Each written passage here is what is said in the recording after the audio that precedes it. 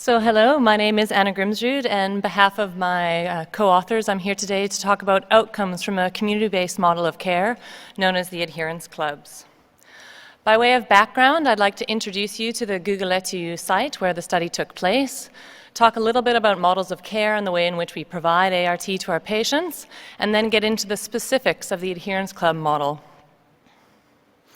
So Gugulethu is a township in Cape Town, South Africa, approximately 10 kilometers from the University of Cape Town's med school where I work.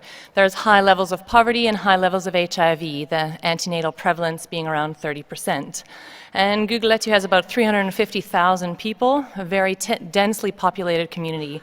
And at our clinic, approximately 70% of the patients live within 3 kilometers of the facility.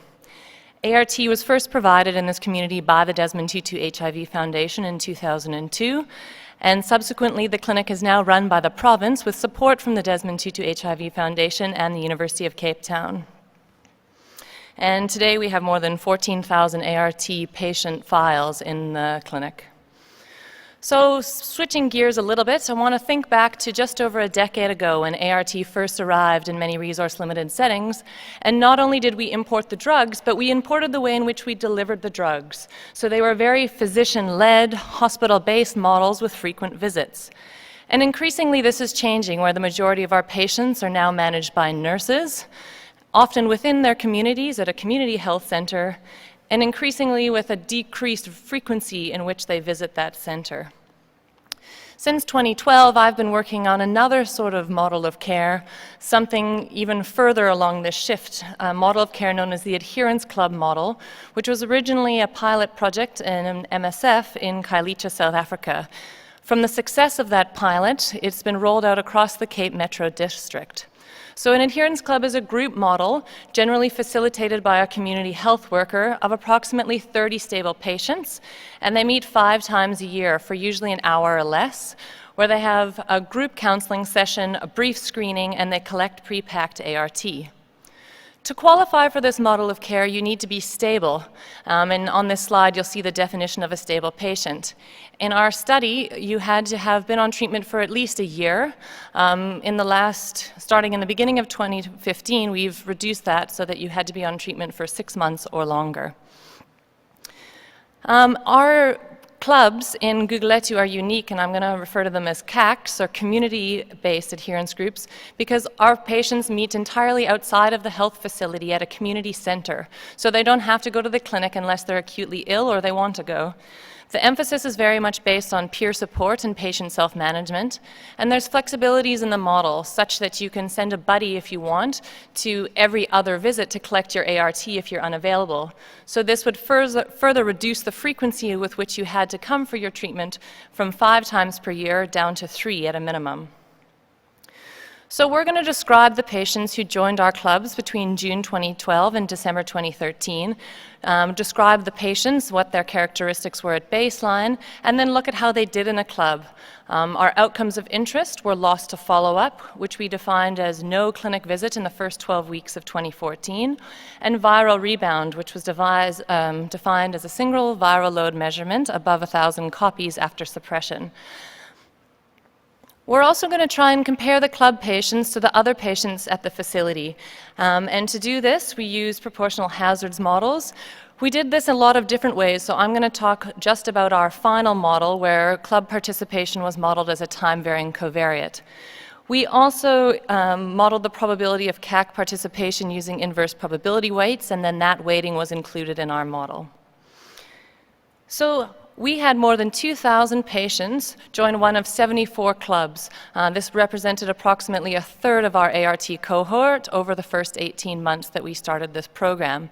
And the patients at baseline look very much like our clinic patients in general. So 2/3 are female, the median age at ART start was 34, and the median CD4 cell count was 134. We saw patients join from all years of the club, so some patients had already been on treatment for 10 years when they joined a club, and we saw that approximately a quarter, or 27% of our patients, utilized the flexibility of sending a buddy at least once to collect their ART on their behalf. The median time from initiation to joining a club was approximately 4.5 years, but if you look at the most recent cohort, the 2012 initiators, they only took 1.1 years on average to get to the club, suggesting that we did have a timeous referral process, so patients were referred as soon as they were eligible. And we've seen very promising results in our clubs. So after a year in club care, 94% are retained on treatment and 98% are suppressed. Here the Kaplan-Meier curves are stratified by age at ART start, with the red lines showing youth, 16 to 24-year-olds at ART start, and the blue adults 25 and older. And as you'll see, patients who were youth at the time of starting treatment did have slightly higher rates of loss to follow-up and viral rebound than our older patients. In final models, though, we saw no difference in outcomes by gender, a promising finding given the challenges we have in retaining men in particular in care. We also saw no difference in outcomes for patients who sent a buddy. And then this busy slide shows that club participation was associated with a reduced risk of loss to follow-up in all approaches. So all of these hazard ratios are less than 1. And I'm just going to draw your attention specifically to our final model, where 67%, there was a 67% reduction in the risk of loss to follow-up of our club patients compared to the standard of care. And when we looked by age or by gender or by CD4 at baseline or year of ART initiation and stratified our models, all these patient groups saw a benefit and a decreased risk of loss to follow-up in the clubs. The exception, again, was the youth, who saw no difference in their risk of loss to follow-up between the club model and the standard of care. So in summary, community adherence clubs offered good results for our patients, high rates of retention and high rates of suppression, and participation in a club was associated with a reduced risk of loss to follow-up. But we did have some limitations. We were only looking at a single site, and we were only able to follow them over their first 18 months in this model of care. We also know that patients who join a club, by their very definition of being eligible, are different from the patients who are in the facility, and therefore we can't rule out residual confounding when we compare the clubs with the non-club patients. This also does raise the issue of whether or not we should be considering what do we define as a successful model of care when we innovate and try new models, instead of comparing them to what's going on in the background. In many ways, we have more questions than answers, and so I'm briefly going to just touch on some areas of these. The first is that this was for our adult population, but there's other underserved populations that may also benefit from these innovative models of care, maybe youth or children, families, or even women postpartum. We also want people to report not just on outcomes such as loss to follow-up and outcomes of adherence like viral suppression, but also some costing data would be beneficial, as would some qualitative data describing both the patient experience and the experience of the healthcare providers. We also know that these models need to be context-specific, and so we want to start to interrogate the different components of the models and why they might be successful. These include things like criteria for down referral to the model, criteria for up referral if patients are no longer stable, frequency of visits, and where the patients meet. And given that the buddies in our program, or patients who sent a buddy, saw the same rates of loss to follow-up and viral rebound, we might consider reducing the number of times that patients have to come and collect their drugs. We also have pressure to expand, not just in terms of chronic conditions as our ART cohort ages, but also potentially to other parts of the treatment cascade. So how can innovative models of ART delivery potentially be utilized for testing and treating? How can new technologies like point-of-care viral load further improve these models of care, both for patients and health systems? And finally, what are the policy and regulation aspects that we need to consider? We know that there's challenges with dispensing versus distributing. We know that we have challenges in particular about the number of months of ART refill we're allowed to supply. And so we need to look at these things if we're going to really innovate and expand to a larger cohort of patients. So in conclusion, it's time to define this conversation. I think that for a long time we've had these two siloed conversations, one about task shifting and one about decentralization. But the majority of models of care utilize aspects of both of these.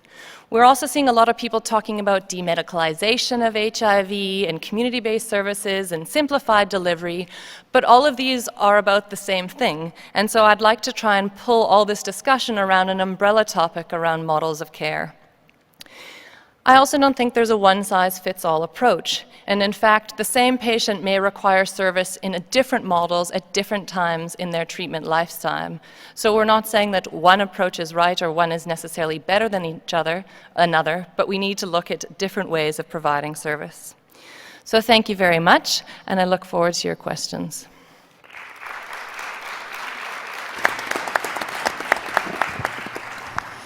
Thank you. We have about 4 minutes for questions, so we can start at number 2. Renzo Shearer from Chicago.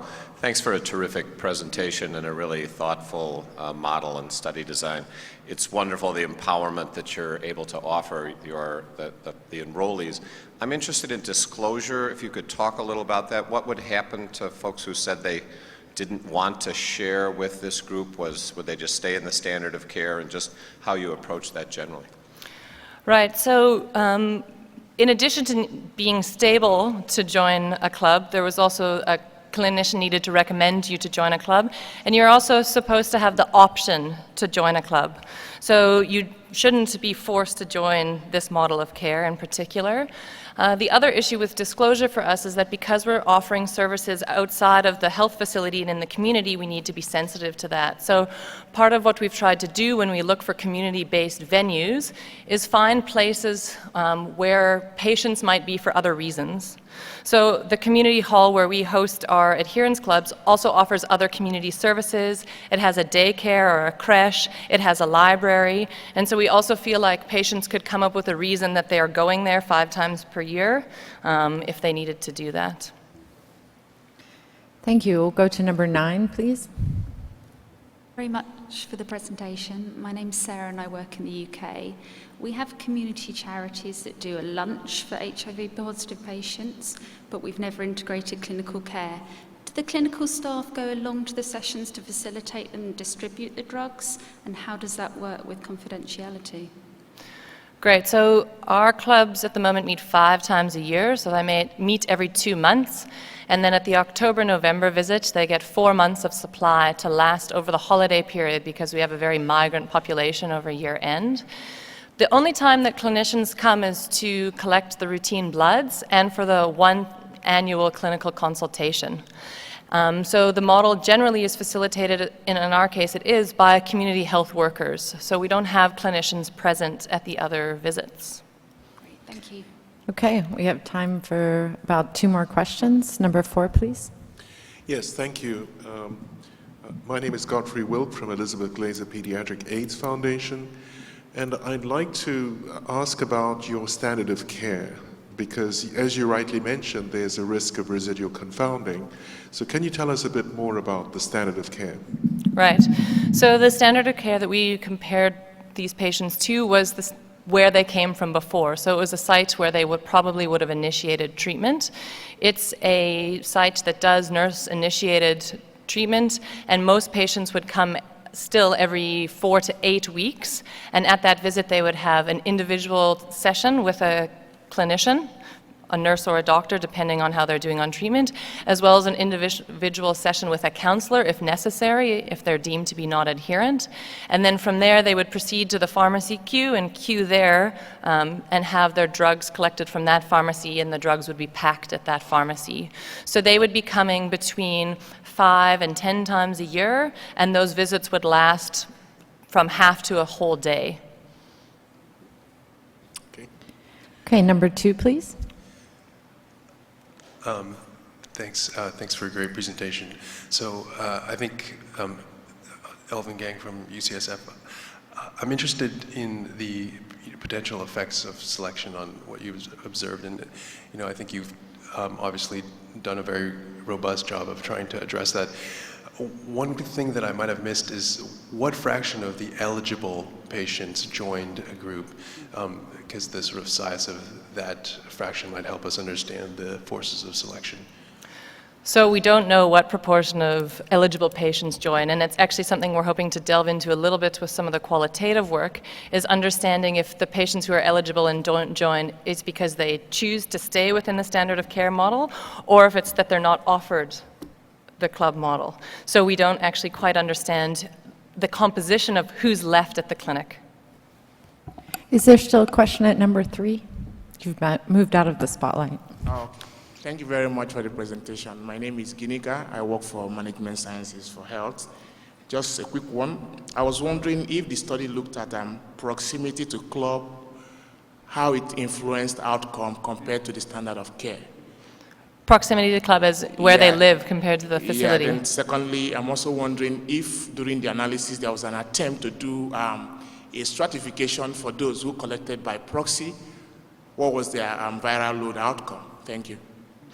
Okay, so the first question was about the relationship between where a patient lived compared and their outcomes. And here we really didn't see, when we collected data on where people lived, everybody lived very close to the facility in this particular context. So 70% of the clinic population lives within 3 kilometers. And so there was no difference in those who lived further than those who lived close, but no one lives very far in this context. In terms of the relationship between buddies and outcomes, people who sent someone to some of their visits to collect drugs on their behalf, we saw no difference in their outcomes. So that's what leads us to think that we possibly should be reconsidering giving longer refills. Thanks. Okay, I think we'll move on to the next. We